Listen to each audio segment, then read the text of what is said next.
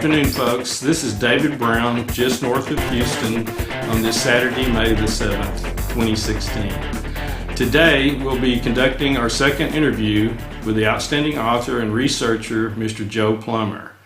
Mr. Plummer has done some outstanding historical research and has written several fascinating books, including Tragedy and Hope 101, Dirty Money, and a chilling novel on one man's journey called Leaving the Illusion. Mr. Plummer has also appeared on Alex Jones's InfoWars, Richard Grove's Tragedy and Hope, James Corbett's The Corbett Report, and John B. Wells' Caravan to Midnight, and of course on ClearNFO. So with that, I'd like to see if we could get Joe to give us a slight introduction. It's been a little bit over a year since we last talked, so I wanted to kind of catch up with you and find out what's transpired since that time, and then we'll get into the topics we're going to discuss today. So, all right. Well, first I want to address Dirty Money. I like that. It's not the name of my book, but that is a good name. It's dishonest money, but I like Dirty Money. Let me see. That's what it's on my. I mean, is that a Freudian slip? Yeah. It's about right. It's accurate. No, that's good. So anyway, yeah. Thank you. Dirty money, dishonest money, it's all the same. Yeah. Thank you. I can't believe it's been a year already, David. I mean, it's amazing how time fast goes. I think the last time I spoke to you, I was at the tail end of trying to convince myself that I was going to take a break from all this stuff for a while. I believe I said that in the interview. You know, I was kind of burned out, and I'd spent however long, you know, at that point it was already over a decade, you know, immersed in all this through the research and the writing. And I was still trying to convince myself that I was going to try to take a break and go do something else, but I gave up on that probably about 6 months ago. I realized, you know, there really isn't anything else I'd rather be doing, so I'm just going to keep pushing forward here. I put all that time and effort into the research and the writing. Now I'm focusing on doing everything I can to get the word out, and it's you know, it's doing pretty well, so I'm happy with that. Absolutely. I mean, I've watched your career the short time I've known you, and I'm just amazed. I mean, you know, to be able to get on to, you know, Richard Grove's show, I mean, he is really one of the premier intellectuals, and then also the top alternative media side, in my opinion, is James Corbett, and so you've really hit the big points there. So my hat's off to you. But you know, underlying all that, you know, I've read all of your books, and you know, what I can testify to is that they're very, you know, detailed, to the point, and they're fully backed up with factual documentation. So, I mean, as long as you have that in your quiver, I mean, there's nothing to stop, you know, what you're doing. And my hat's off to you. And I feel very honored to, you know, call you a friend and have you, you know, consent to doing these interviews. So, you might tell us, I mean, you had one of your books was translated into German and into Deutsch. And then you have another one you're looking at maybe doing crowdfunding to get it translated into Spanish, which I think is a great idea. Yeah, so. breaking news, actually. Tragedy and Hope 101 is also being translated into German. So Dishonest Money, I signed that deal with Kopp Verlag, and they did a German version of it, and then they came back and they wanted Tragedy and Hope 101, so I just signed that. Awesome. About a month ago. So, well, I signed it before that, but they, you know, they finished all the paperwork and everything's set to go there. I'm really excited about doing the Spanish version, though. See, the problem is, like, if I sign a contract with somebody to do like a German version, like I did with Kopp Verlag, they're not going to let me post a free version of it online. Whereas if I actually do the translation myself, I can provide it for free, just like I do the, you know, I have free versions of Dishonest Money, Tragedy and Hope 101, and Leaving the Illusion. They're all available in English for free. Right. And it's kind of nice because people can use like Google Translate to try to get the basic idea, but it's not as good as if I have somebody professionally translate into another language. So I'm working on that now. I got the first chapter back from a guy that I found very affordable. You know, realistically right now it's looking like I could maybe get it done for the initial translation, not the hard copy and not the Kindle version and not the formatting and not the cover work and all that, but let's just say that probably for about $1,000, I can hopefully get. That's I can get a decent. Yeah, I can get a decent HTML version. So I'm pretty happy about that. Now I can't read Spanish, and I'm not Spanish, so I've looked at it. It looks beautiful. Yeah. But I got to have somebody else kind of go over it and tell me whether or not everything translates properly. But he did the formatting perfectly, so it perfectly matches the formatting of the English version. The footnotes and everything is laid out properly, so it looks great. I'm excited to do that because I've had a lot of people ask about a Spanish version of all the translations that could be possible. I've only had people write me and ask me, do you have a Spanish version? It's one of the most common languages on the planet. So absolutely, I guess that makes sense. Oh yeah, I think that's a brilliant move on your part. To get the word out, and really that is part of your overall goal, because you've taken some of these monstrous books, 1,300 pages here, 800 pages there. And you've kind of, distilled them down to something that's understandable and tractable to a lot of the average folks. And, I wouldn't say that your books are like a slimmed down version, really, because they contain so much more background and detail, really.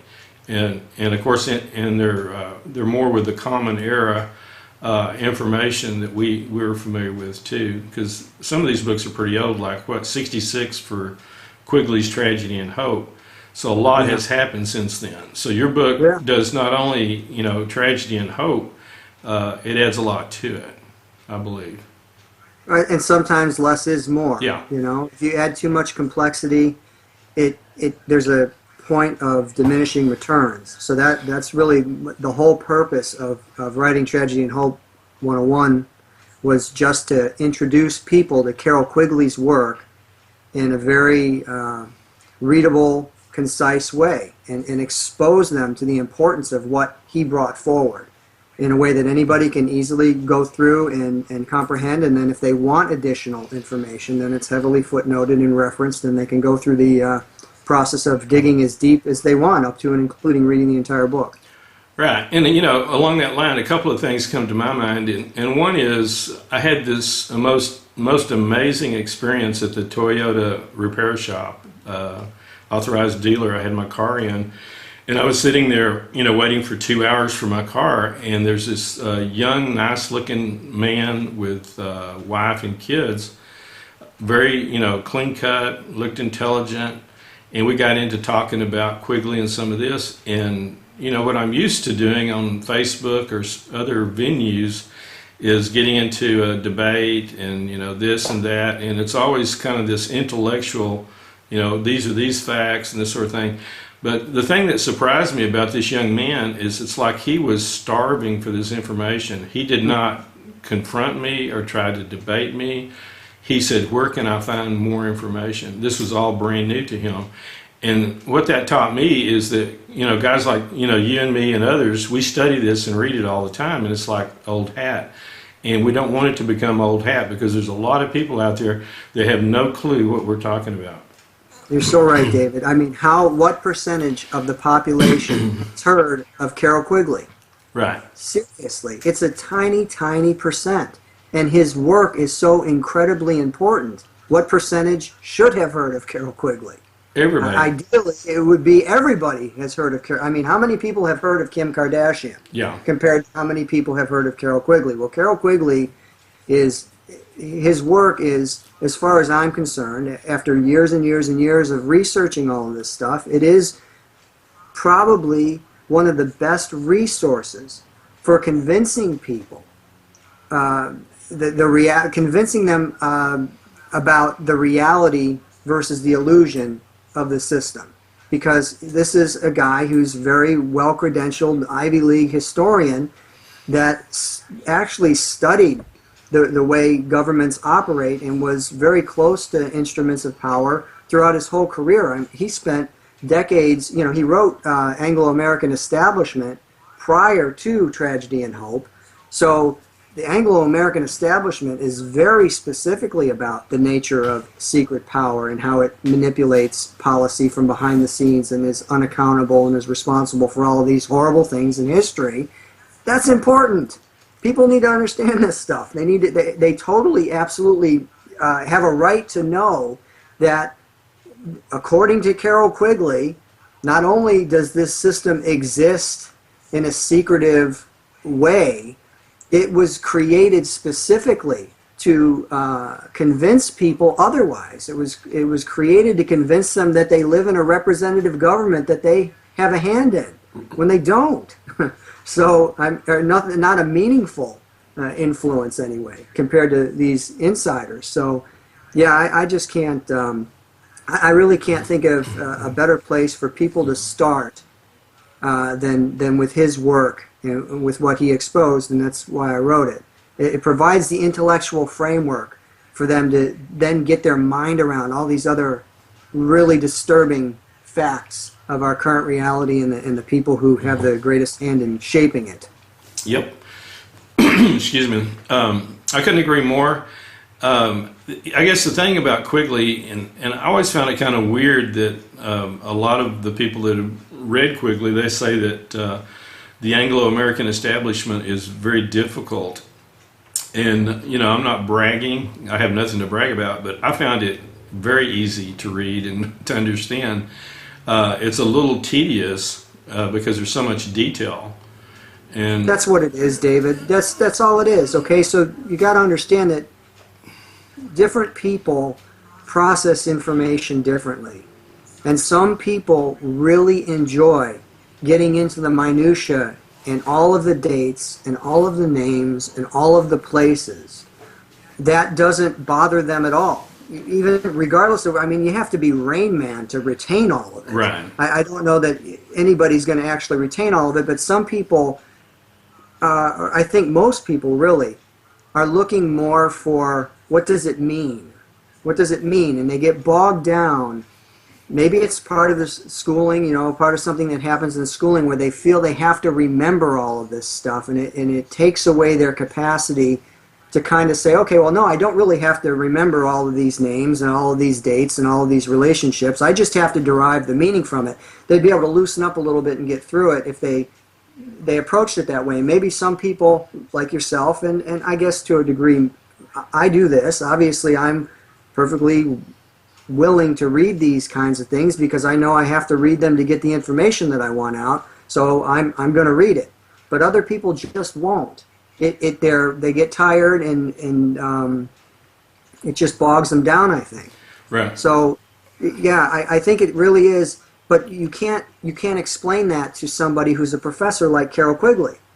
He clearly processes information that way, and he clearly likes to present information in that way. But there is definitely a disconnect between the writing of somebody like Carroll Quigley that maybe you and I can read and take the valuable information from, and somebody else who is just who maybe wants more of a condensed version of it. Okay, yeah, I understand, and trust me, even for me, reading some of those pages where he's going through all of the names and associations and titles that these people held, I got a little it isn't that it was difficult. I just was like, okay, do I really need all of this right this minute? Right. You know, how does this? And if it's like one presentation after another presentation, so you get pages and pages and pages of all of these new names, all of these new dates, all of these new associations, all of these new titles, only to be followed by another page of the same thing and another page of the, you know, at some point, like you said, I think that can get tedious. Right. When really what we're looking for here is who are the main players in this network, and how powerful are they, and how do they function, and how have they created the illusion of representative government and convinced so many people, and what are some of their primary instruments? You know, the Federal Reserve System is a perfect example, the CIA, the NSA, all of these things that were born out of this network and their work. I think if we want to reach the average person, we got to focus on that stuff. Right, and but I think, and I skipped over. To me, it reminded me of reading Numbers in the Bible, where you had all the begotten. So and so begot this person and that person. And after a while, your brain becomes numb, and so Quigley was doing some of that. But to me, the benefit of that is after the fact, you have serious researchers that can go in there and tie everything together. Sure. And so it's like for the record, right? Absolutely. I agree 100% that it has value, but in its current form, it won't reach the masses, is what I'm basically, Right. my point is. Like Tragedy and Hope is a perfect example.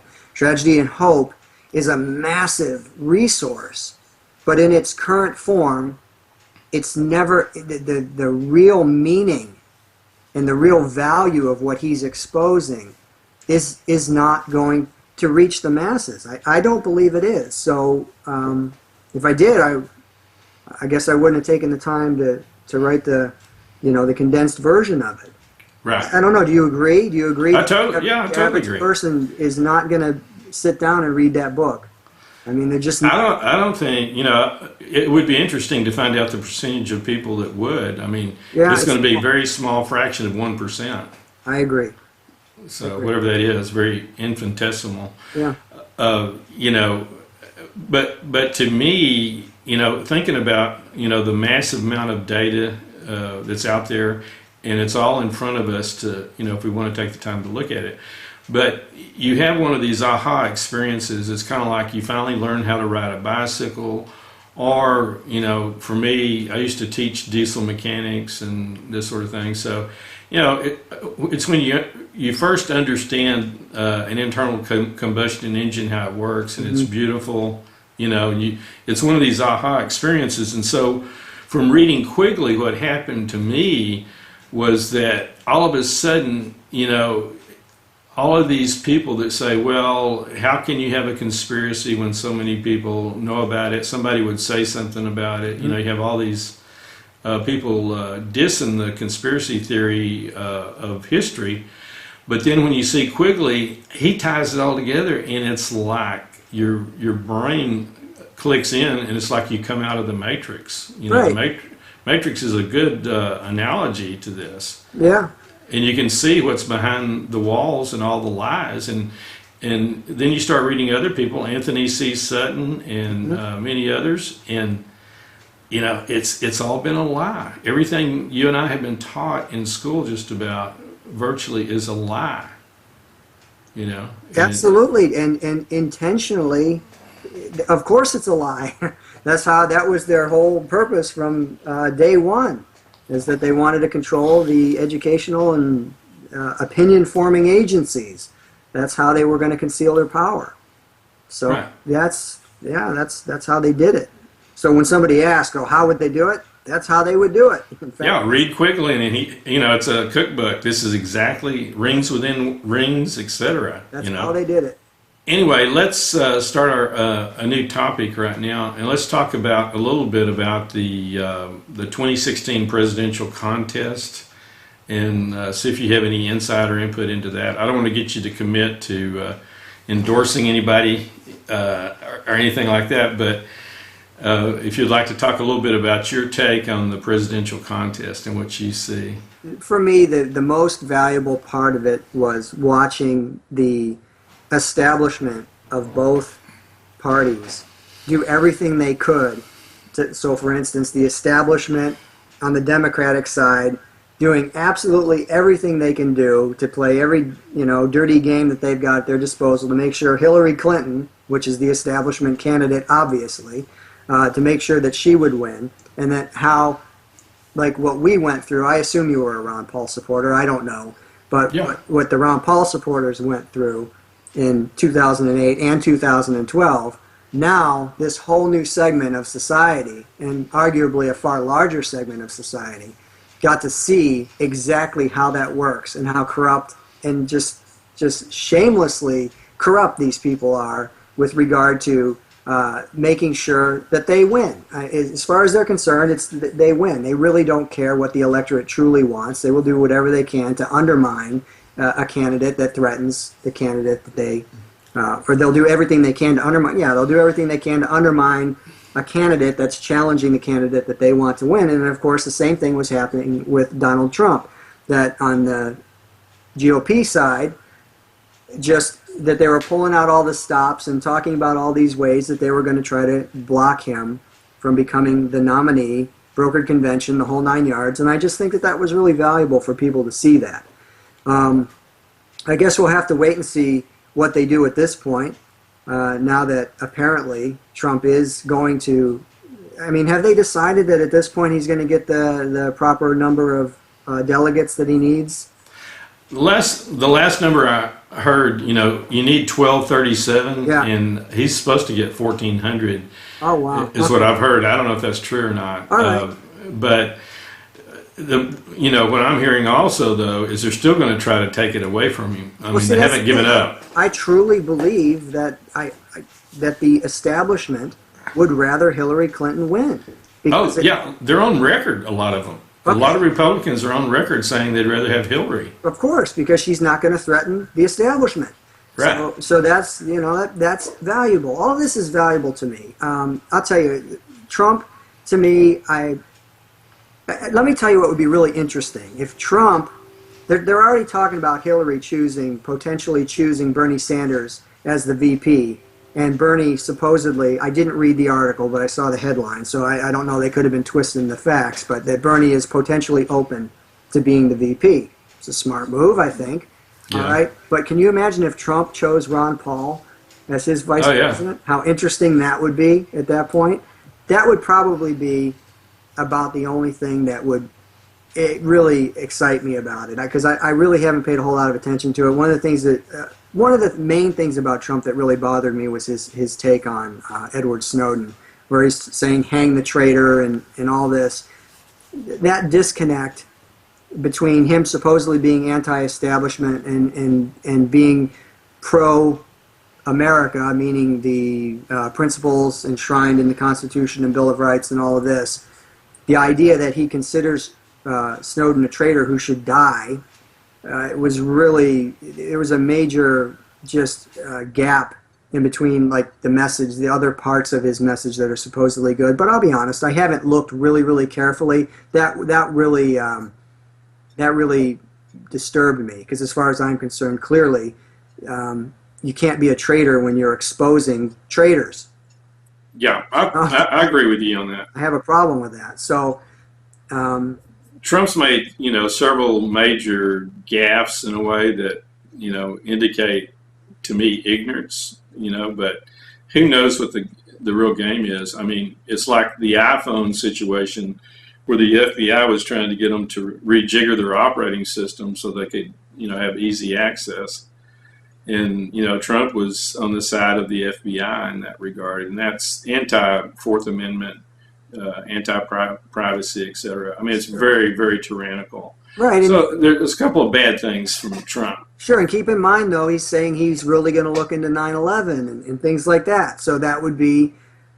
Well, the thing that surprised me was NATO. I mean, he's anti-NATO. And from my studies, I mean, that is one of the most evil, bloodthirsty killing machines on the planet. I mean, they have just slaughtered so many people. And everybody, thinks they're like this good, military arm of the 28 member states, of NATO. And it is so evil. And all we have to do is look at, Operation Gladio, for example. But that's, it's horrible that we're sitting there supporting NATO in the Ukraine and all the other places that they're involved in all over the world, and the hundreds of thousands or millions of people that are being slaughtered. They're part of the network's sovereignty destruction project, an instrument of the sovereignty destruction project. It's that simple. That's what they're there to do.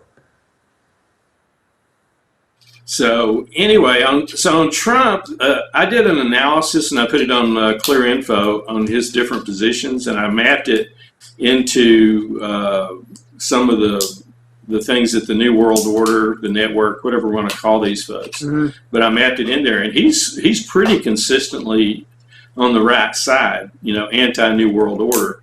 But I do think he has some blind spots, or maybe he's totally ignorant. Maybe he really believes that. about Snowden.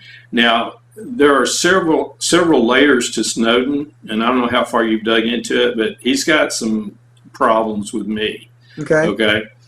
And, if you look at the relationship between him and Glenn Greenwald and Pierre Omidyar, those are some very serious issues that Snowden has. And if you look at the number of documents he's released, it's been a very, very minuscule percentage of the total documents he has. And so Greenwald has only released a small number. Yeah, let's not say Snowden. Yep. Greenwald. Yeah. And they're making money off of it. And you look at Pierre Omidyar, and he's with George Soros. Both of those guys have been funding the color revolution over there in the Ukraine together. I mean, we have actual copies of documents where they funded some of the activities over there in the Ukraine. Of course, George Soros is on record bragging about it. Mm-hmm. And so they're over there helping the CIA in the Ukraine, trying to destabilize, stir up that civil war over there. And have you ever wondered if this is like infighting among intelligence agents or intelligence agencies even? Absolutely. Yeah. So I wonder if there's something going on there as well. So yeah, I don't know. I feel that Snowden is certainly way more valuable than if he had not come out and released what he released. He pretty much verified all of the stuff that the crazy conspiracy theorists said were going on for years and years and years. He came out and really put an exclamation point on it and underlined it and said, yes, this is how they're operating. These are the things they're doing. He certainly hasn't given us all the information, though. Well, but we're kind of being duped. Okay, the further you dig into this and peel back the onion, and I love Snowden, and when he speaks, it's like manna from heaven or whatever. It's beautiful what he says, but you got to back off and forget your own personal interest and do some objective observing before you make a decision, right? And we've had major whistleblowers out of the NSA and the CIA that have said the same or more than Snowden said, okay? And they got zero coverage, okay? So let's just assume that's a fact, okay? Well, did they take the documents and, do you think that maybe Snowden's getting more because he actually stole all of this? Yeah, I think, there you go. That's one facet of the stone there. Is that he actually got the documents. But at the same time, all this information that he's releasing had already been released by prior whistleblowers, okay? And so now we have all this media attention, and so the question is, why are we being played with Snowden? Well, I don't know. Do you remember initially they tried to demonize him and it just didn't work? Yeah. Do you remember the initial push in the media was that he was a traitor and that he was a Russian spy and that he was trying to help the communists? I don't remember all the things they tried to tie him to. It was like initially they really tried to demonize him, and nobody was buying it. The comment section is about all you have to go by, and so you would see some like hit piece on him that, for all we know, maybe that's all Donald Trump read was a hit piece that talked about what a traitor he was and how much danger he put the nation in and all that. Never really dug any deeper into it than that, but initially, there was a lot of that, and then it just stopped. And I felt the reason it stopped was because it was backfiring. All it was doing was raising awareness about him and what he revealed and getting people to dig more into it, and it was backfiring on him. But of course, I could be wrong. I really don't know. Glenn Greenwald seems legitimate to me. I don't doubt that he's making money, and I don't Well, let's trace the money back because Pierre Omidyar, owned PayPal, for example. That's where he's a billionaire. Right, okay? He's a billionaire, and he funded The Intercept, right? Is that what it is? $250 million. Okay. That's not chump change. No, it's not. And he handed that over to Glenn Greenwald to an extent, and so can you buy a compromise with $250 million? I don't know. Well, okay, but what is the suggestion? Okay, because again, basically what I'm saying is whatever has been put out, I feel has been very useful. I'm glad that the information that Snowden put out is put out, and I I understand the limited hangout argument, I suppose. Yeah. You know, but I don't see how, unless the suggestion is that there's more there and it's not going to be put out because of the funds that were put in there. So it's kind of like damage control. We're not gonna, for instance, leak information about 9/11. You know, that would be a perfect example. Let's assume that information existed somewhere and it proved irrefutably that, as Pachenik said, it was a stand-down false flag operation. And there are generals within the U.S. government that are aware of this. I don't know if you ever saw an interview of Pachenik where he said specifically. Yeah. Oh, okay, yeah. So, you know, I suppose maybe that would be, you know, that would be a potential thing there where you come in and you make sure, okay, well, we can do this, this, and this, but we can't touch this because it's going to be too devastating and it's going to cause too much chaos, and who knows? I mean, I don't know. I really don't know. Like I said, I don't like ascribe to him some level of extraordinary value, but I do see that what he did was more valuable than a lot of stuff that's been going on, just because of the credibility it brought to the table. He stole all these documents, and they can't argue with him about it. You know, right. So like, for instance, when Clapper goes in front of the Senate and says that you know, they're not mass collecting data and just flat out lies, Snowden brings forward documents that show he's flat out lying. They're mass collecting data, and then what they're trying to do is they're trying to convince you, okay, well, yeah, we are, but it's all safe. And then just the fact that Greenwald used that argument against him and said, okay, well, how safe is it if here you have Edward Snowden, who's sitting there for months downloading all of this data and stealing all of this data, and you still don't know what he took, and you have no idea how he did it. So your argument that first you lie, then after you lie you say, okay, well, yeah, we're taking all this data, but it's all safely tucked away somewhere where nobody can get to it. Okay, well, that's a lie too, because, you know, Snowden, the guy that you're trying to demonize here, is proof positive that whatever system you have in place isn't very secure if somebody can sit there and steal all this data, not only steal it, not only get away with it, but then you don't even know what he took. You have no way of knowing what all information he has. So I don't know. To me, I feel it was more useful. I haven't heard any really. Yeah, we're in agreement. I haven't heard really strong arguments against him, or that he's trying to do something. Like, a lot of times I'll see people. Like, I'll see an outlet that's establishment connected that'll come out with a problem, and the problem always is followed by the logical solution. We need more government. The government needs more money. The government needs more power. So then you can see how they're using it. They'll point to a legitimate problem, but then the solution that they put forward clearly only empowers the establishment.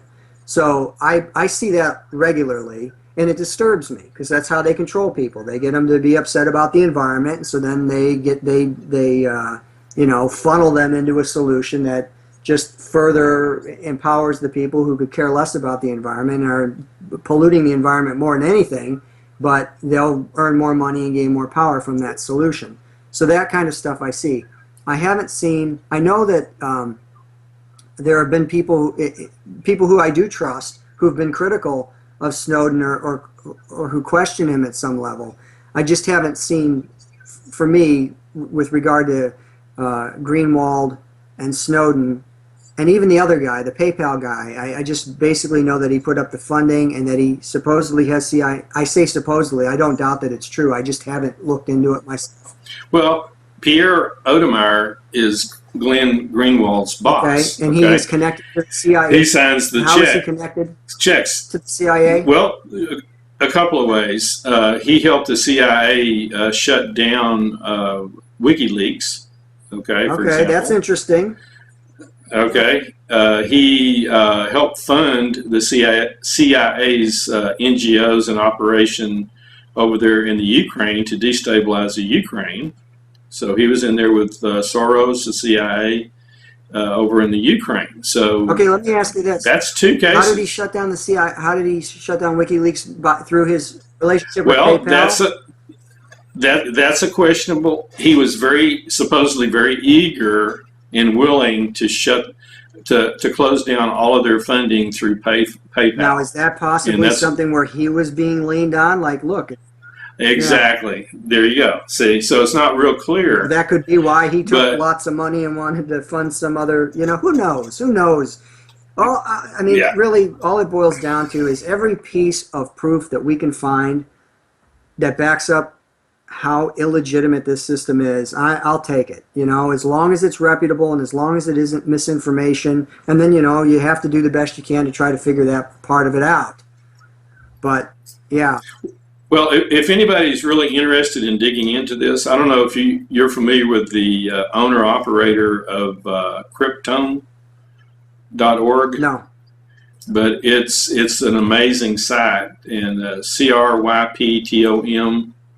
I think I've heard of it. I think that the guy's name is, John Long. And I posted an interview.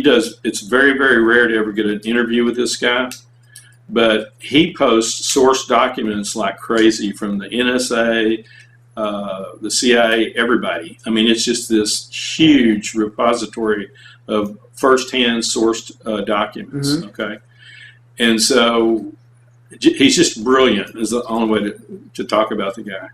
But I posted an interview he did. It's a very, very rare interview, and he comes up, and I can't remember all the details, but he is very anti-Snowden. Okay. So that would be worthwhile to take a look at that if anybody's interested in digging into that. I'm not really looking at Snowden. I'm looking at everything around Snowden, right?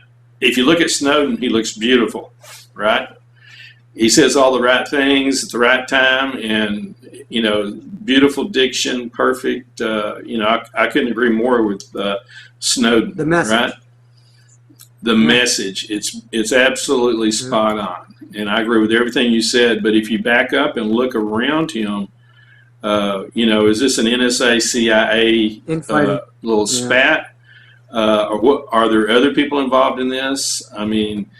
Pierre Omidyar, he's got some real problems in my book. When we have a Xerox copy of his payments, to helping the CIA overthrow Ukraine, and so there's some real issues there. And the fact that they haven't released, but 1/10 of 1% or whatever of the documents they have. Why not the whole enchilada? What's holding? That's a big question. I don't know. I don't know. So I don't want to be their fool again. That's all I'm saying. Okay, let's move on to the next topic, and I'd like to, let's see what we have left. We have about 20 minutes. Let's talk about collectivism versus individualism, and I don't know if you want to attempt, there's lots of definitions on these. I did a little bit of research. But maybe we can come up with our own definition and that's more practical and functional and useful. So I don't know if you want to take a swipe at this. Well, I'll tell you, I'll take a swipe at it from this perspective. This is a topic of a book that I came up with a long time ago, and I think I invented a word, if that's okay, because it's coercionism. Because I thought collective. I actually registered coercion. The word coercionism came to me. Like, it's coercionism. That's what we don't want. We don't want this system that's premised on the concept of a small group of individuals having the ability to coerce everybody else. And so, because when you start talking about collectivism, which is the word that is commonly used, I think it gets a little muddy because people think of it from the perspective of sharing. Like if you go search socialism now, I swear, I know I'd searched it years ago just to see what kind of stuff came up. I feel like they have changed the algorithm at Google. If you go search socialism, there was this thing that came up that was an emblem that says sharing, or no, the radical idea that sharing is good, or something along those lines. Okay, and then these other definitions were coming up that all seemed so benign and so humanitarian. appealing to the egalitarian impulses of the people. And obviously you and I know that that's not what it is. It's always sold that way. It's always sold as it's in the public's interests, and it'll all be publicly owned. It certainly is not going to be publicly controlled. It's going to be controlled by a handful of people at the top who decide how everybody else is going to be dealt with. So that's obviously the problem with it. So now, this is the thing about all of the isms. That's where I came up with this. I'm not ready to write that book yet, but because I really think it's a core idea that I want to spend a lot of time thinking about, this concept, which is kind of embodied in the concept of individualism versus collectivism. The idea of a system of social management that is based on the zero aggression principle versus all of these other isms. And I think coercionism sums it up or creates a more accurate picture in the mind of people of what those other isms are. So whether it's fascism or communism or socialism or whatever, authoritarianism, they all are premised on the ideology of coercion. Coercionism, would be a better way to frame that. So, yeah. Yeah, I think it's a good word. Yeah, whether I use it or not, I don't know, but it's just an issue of trying to summarize. That's what the problem is. That's what the difference is. Either we're operating under the idea that everybody has a right to do whatever they want to do, provided they are not violating the rights of somebody else. They're not stealing their property or invading their space or, in some very measurable way harming them. That, the zero aggression principle concept, the golden rule concept, whatever you want to call it, versus somehow through the magic of government, a handful of people can delegate power that they themselves do not have to a smaller group of people, and then those people can then, rampage through the world and do whatever they want and steal the money to finance it and lock people in cages who don't agree. And even though those people are nonviolent and haven't violated the rights of anybody else, it's a pretty stark contrast between those two thoughts.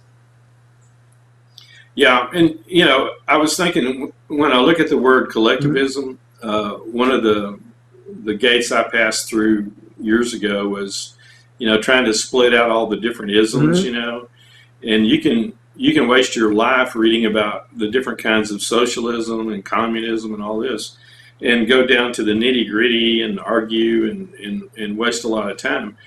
But the bottom line with all these isms, there's like a common thread, and it is collectivism.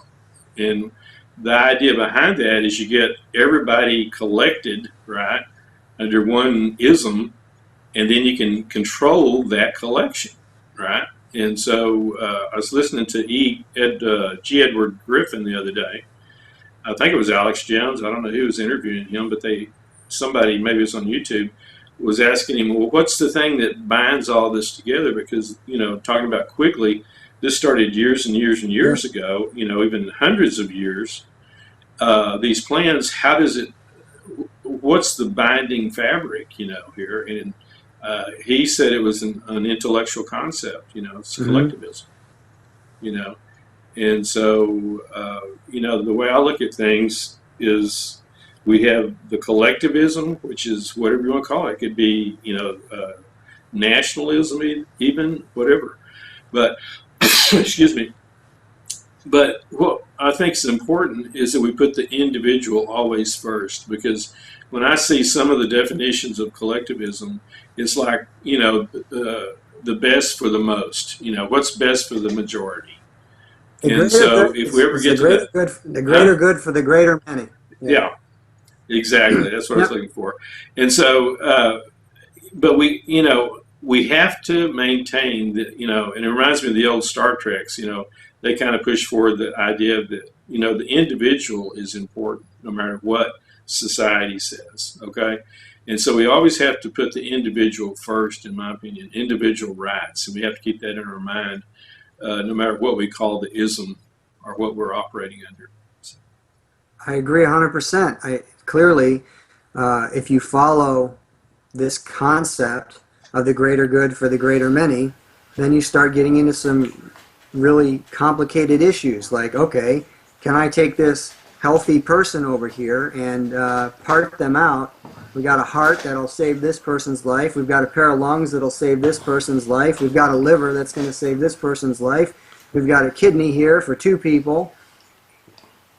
Or selling baby parts. Whatever it is, Parenthood. that's the logical end of that concept of saying it's the greater good for the greater many. Well, clearly one healthy person, if they can save the life of 5 or more people who need these body parts, I understand that people would say, oh, but that would never happen. Well, of course it would happen. They already have harvesting of organs in other countries.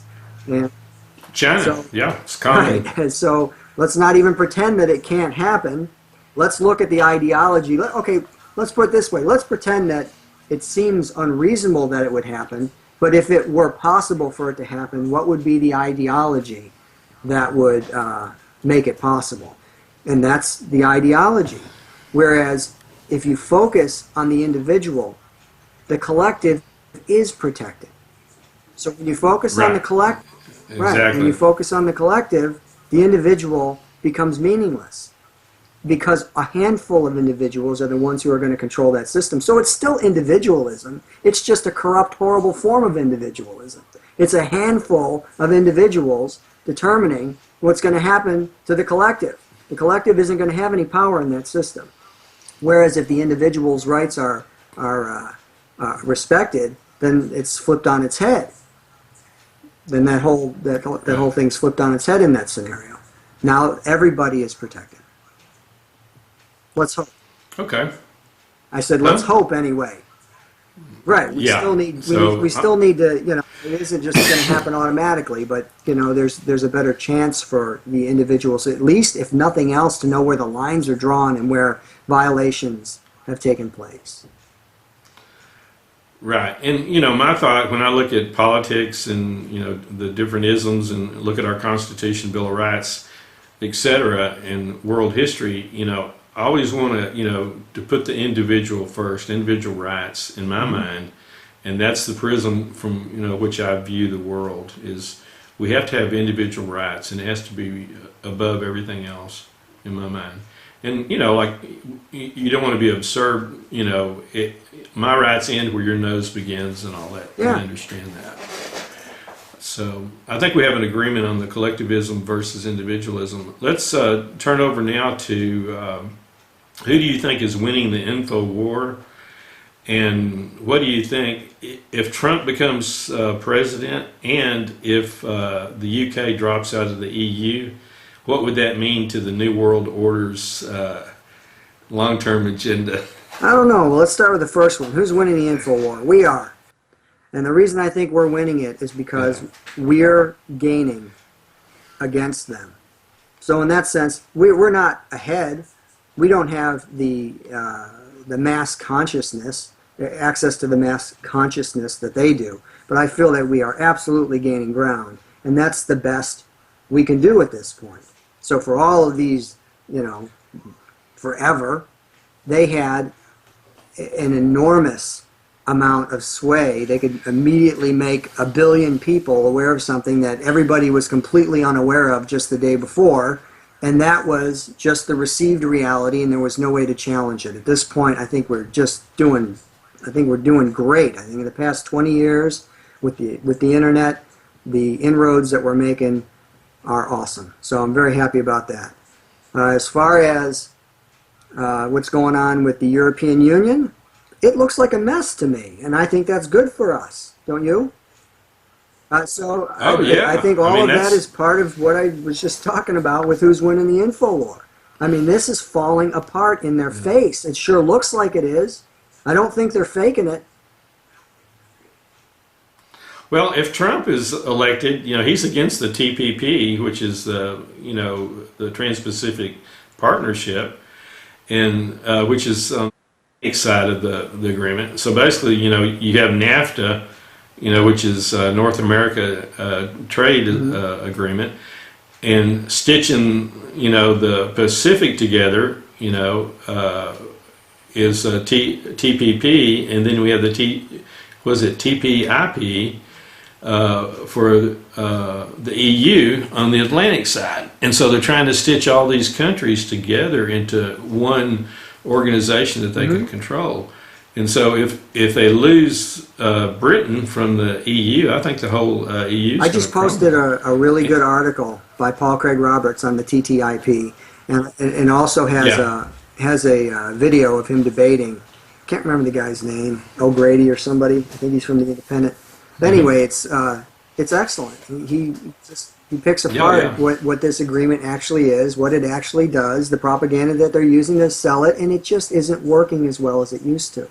So I'm encouraged by that, David. I feel good about it. Yeah. I do too. All right. On that note, let's go ahead and bring this to an end, and we'll pick it back up some other time. Where can anybody that's viewing this YouTube video, where can they go to find out more about Joseph Plummer and some of the activities? The easiest way is to just go to joeplummer.com, and Plummer is spelled Plummer, 2 M's, no B. And so joeplummer.com, and they'll be able to, if they are interested in reading up on this system, they want to check out Tragedy and Hope 101, when they go to joeplummer.com, they'll see it right there they'll see a big graphic of the book that they can click on. They can read it for free. And they can also read Dishonest Money. They can read Dirty Money. They can read Dirty Money, or they can read Leaving the Illusion too if they want, and any other books that I write in the near future, I'm sure will be posted there as well. The Spanish version, which we talked about at the beginning of the interview, which I'm excited about, will be there hopefully within a reasonable amount of time here. We're going to see what we can do. All right. Joe, thank you very much for your time today. Oh, appreciate it. Good to be with you, David. All right. Thanks.